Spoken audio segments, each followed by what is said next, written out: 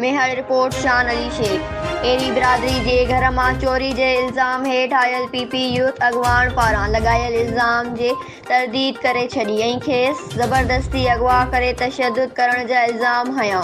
तफ़सील मूजिब मेहर peoples youth ज़िला दादू जे साबिक़ा अॻवान परवेज़ पंवर संदसि भाउ मुनव्वर पंवर निसार बुगियो पीपी हारी कमेटी ज़िले अॻवान मुमताज़ सोलंकी अब्बास महेसर मोहम्मद नवाज़ भुट्टे सां गॾु प्रेस कॉन्फ्रेंस कंदे चयो आहे त कुझु ॾींहं अॻु मां राति जो देरि सां कासाई मोहल्ला मां डिपार्टमेंटल स्टोर तां सामान वठणु वियसि त ज़ाती रंजिश तां डिग्री कॉलेज मेहर जे क्लार्क जमील एरी संदसि भाइरनि ऐं माइटनि हक़ नवाज़ एरी रब नवाज़ एरी ऐं ॿियनि मूं मथां हमिलो करे मारकेट कई।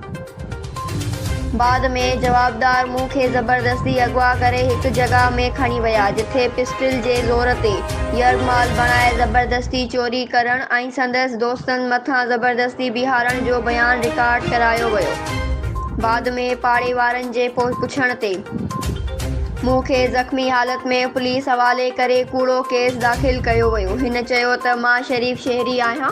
जमील एरी सां कॉलेज में शागिर्दनि खां इज़ाफ़ी फीस ओघारण तां ज़ाती रंजिश हुई जंहिं तां जवाबदारनि मनसूबा बंदी करे मूं खे अगवा करे कूड़ो ड्रामो कयो आहे। इंसाफ़ कयो वञे। Sindh express news.